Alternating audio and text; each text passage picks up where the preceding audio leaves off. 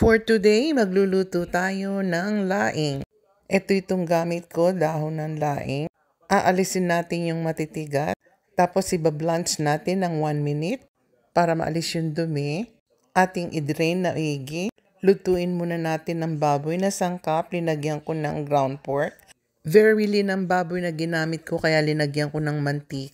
Ngayon luto na, lalagyan na natin ng luya. Pag lumitaw na yung amoy, bawang, tapos sibuyas. At ating halu-haluin. Linagyan ko ng 1 kutsarang bagoong. At ngayon, ilalagyan na natin ng gata. 3 latang gata ang linagay ko. At ating munang isisimmer. Ngayon at kumukulo na, ilagay na natin yung dahon ng laing. At ating halu-haluin. Naglagay ako ng 1 pork bouillon at mga sili. Linagay ko na rin yung mga hipon at ating isisimmer hanggang ito ay maluto na.